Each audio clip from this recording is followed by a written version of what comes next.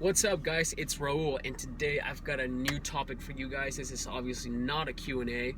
This is not hashtag RC Fitness, as you guys can tell by the title. Today we will be talking about childhood obesity. It's something. It's a topic that I really kind of like. I enjoy talking about it. I enjoy learning more about the issue.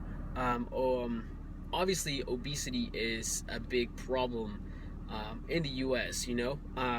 It just keeps going up every year. It seems like, statistics show that obesity just keeps climbing up, and there's really no sign of it coming back down. Obesity is, people that are overweight, that are obese. A lot of factors come into play on why this is happening. Technology, whatever's going on around us. The environment. Just from television or ads, stuff like that. Lack of knowledge for sure is a big thing that influences why this is happening. And most of you guys know that I'm still in school. I'm a senior at in college, and I've got about a semester or so left in school.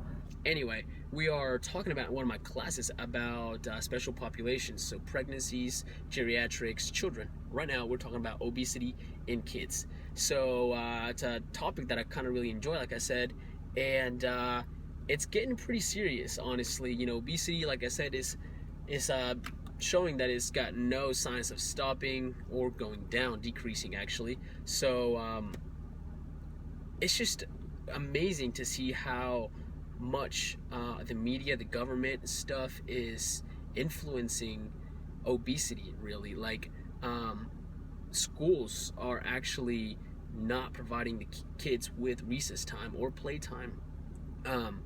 Some schools have actually taken that out of their curriculum, you could say, or whatever. They're just not letting kids play. And if you step back and take a look at how long kids are in school for, they're in school from like 7 in the morning to like 2 or 2:30 or whatever. You're at least in school for 8 hours as a child. And obviously psychologically, children are more immature. Their attention span is about yay big, and so you can't have a kid sit in a classroom for 8 hours learning about different topics and not letting the kid actually move around and do stuff and get his mind off of things a little bit, and then come back and focus on this topic. So by not providing physical activity, kids are struggling in school. But not only that, it's hurting their health. Like I said, schools have been taking recess out of the equation. Some schools provide like PE or whatever, but it's not even required. It's optional. You're like, hey, we have this, but you don't have to take it. It's just there just in case. Kids that aren't really taught the importance of physical activity aren't going to look at PE and be like, oh cool, yeah, let me go ahead and do just push-ups for fun. Kids don't really like that. Kids like to run around, play. As they get mature, they get older, then yeah, they'll like to exercise more vigorously, and you could say more specific goals, like making sure they they get stronger or whatever. But even then though, kids need to be exercising. They need to be challenged. Their motor skills need to be enhanced. That's just a way of growing. Kids just need exercise, physical activity, to develop and grow and take that into adulthood, and not have risks for diseases like cardiovascular disease, pulmonary disease, osteoporosis, just a number of things that can happen if a child is overweight or obese. And I just think it's just super crazy that schools aren't providing kids with recess anymore. Or at least some schools are or aren't doing that anymore. And it seems like other school systems are following in those footsteps of taking recess out. Some schools I've seen are actually providing kids with some recess time, but it's only 10 minutes. That's ridiculous. That's like a tease, Yeah, hey, go outside, and you've only got 10 minutes, and the clock starts now. Like, the kids, 10 minutes go by ridiculously fast, you know what I mean? Let alone, it's not only is it 10 minutes that they can play, they can't even run, because they said the kid can fall. Yeah, the kid can fall. There's a risk of the kid falling. There's a risk of the kid falling, walking outside the school, walking down the steps. Like, The kids need to be running. Kids need to be, exercising, doing physical activity, stuff that is going to challenge them, that enhances their motor skills. And learning about this in school and stuff is just like super eye-opening. Obviously, we all know that obesity is a problem, but not until you really dive down deep into the facts and details of what's going on do you realize, wow, this is like bigger than I thought. Yeah, I thought this was an issue, but it's actually much, much bigger. Um, we have adults that are obese and overweight right now. So if one parent, so you have mom and dad, if mom is not overweight or obese, she's a healthy individual, but dad is overweight or obese, the child's chances of being overweight or obese are about, I believe, 20 to 30%. I believe it's 20%. If mom and dad are overweight or obese, the child that's born from those two parents has a 50% chance of being overweight or obese. If mom, dad, and a sibling is overweight or obese, those chances of the new child being overweight or obese go up 5 times. That's ridiculous. And it's just, a lot of it is lifestyle. A lot of it, obviously, it's technology that's affecting people. Like I said, the media, the government, TV, what's shown to us, just really, it's not teaching kids the right things, and it's hurting everybody because parents, don't know sometimes what's good or bad. They see a child that's overweight or obese, but they think the child will outgrow that. The child will not outgrow that, not unless there's an intervention, not unless the child is taught to be physically active and shown that this is an important thing to do. So once your child starts showing signs of obesity, I mean, or being overweight, stuff needs to be happening so that child can start to lose that weight and not keep gaining weight. Because once the child carries and goes into being obese, obviously that child is now obese because he's been sedentary, right? He hasn't been exercising, playing around, doing physical activity. So that child is now obese. The chances of that child being interested in physical activity go way down the drain. The kid has been sedentary for however many years, 8, 10, 12 years. The kid is obese at 12. The kid knows nothing more than sitting at home on the couch and eating ice cream, right? He's not interested in, being physically active. And it's been shown that boys at around the age of 14 and a half of being, sedentary for up until about 14 and a half, there's a harder chance of us coming in and trying to change their mind and trying to get them to be more physically active. The chances of that child being physically active go down exponentially. Their interest is not there. Like I said, they've been sedentary for 14 years. The kid's not going to automatically just boom, switch, cold turkey, be physically active. It's harder. The kid has not been physically active. It is much harder for an obese kid to start losing weight. Their self-esteem is not there. Things are much, much harder to do. So the kid loses interest really, really, really quick. Girls, it's about, I think, 12 years old. So 12 years old for girls, that's when they start losing interest in physical activity. Harder for parents, for anybody to come in, step in and be like, hey, listen, we got to do this. They start to lose interest, and it's much harder to get them to buy in at those ages. Just about. Everybody's different. It's crazy to me to know that schools are doing this to kids. Their school lunches aren't even that healthy. Some schools actually will not let parents pack a child's lunch to take to school unless there's like a medical emergency or whatever. The kid is like diabetic. Well, obesity, being overweight and obese, you've got a higher chance of being diabetic. So by then, it's not too late, but dude, you have waited way too long to start packing, your child's meals. He's already diabetic. You should have started packing meals a long time ago. But then when schools don't allow this, then it's much harder. You know what I mean? The kid is forced to eat, pizza and fries and whatever, a little chocolate milk filled with sugar every single day. And so when schools don't allow that, that's ridiculous. I don't know why schools are doing that. Obviously, it's money. when money's involved. If parents are sending kids lunches and the school's not making money on lunches, then the school's gonna be like, whoa, stop that. We gotta make money by our lunch. So it's just a little ridiculous to know. Talking about pizza. There was like some article or something that I saw. I'll actually have all of this in a blog post on my website. Well, actually, a lot of these facts, and I'll have pictures and things shown or whatever, explaining what I'm talking about. I'll have that up on my website. Link in the description, or I'll put it right down here or whatever.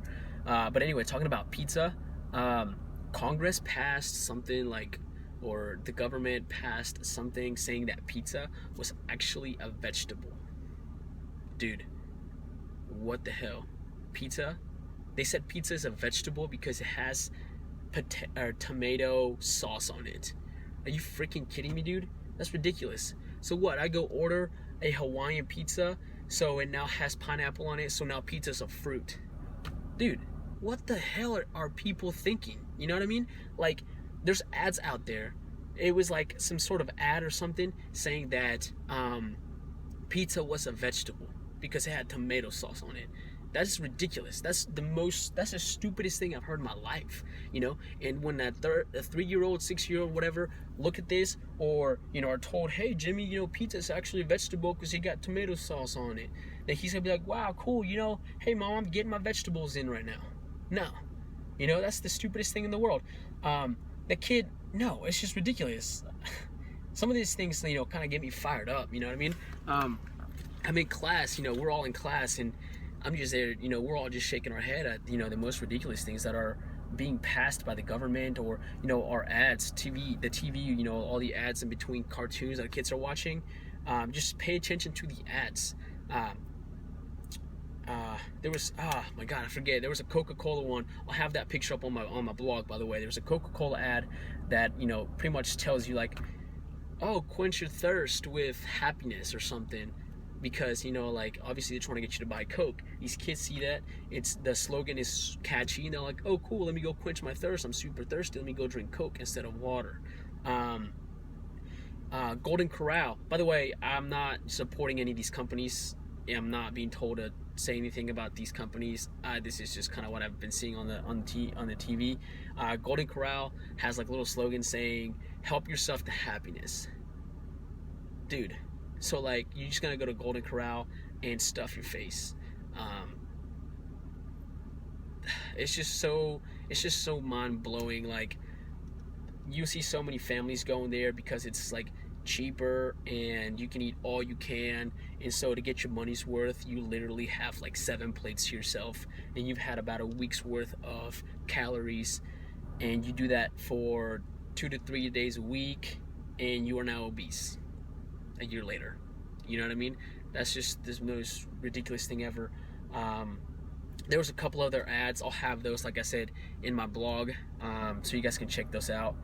And it's just like ridiculous to know that we're being affected by this, and there's nothing really, well, there is stuff being done, but there needs to be more knowledge out there so that parents can be informed, and take precautions.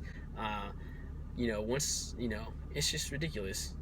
Also, parents are actually finding that it's harder to talk to kids about their weight and their and the serious matter about being overweight or obese than it is to talk about drugs.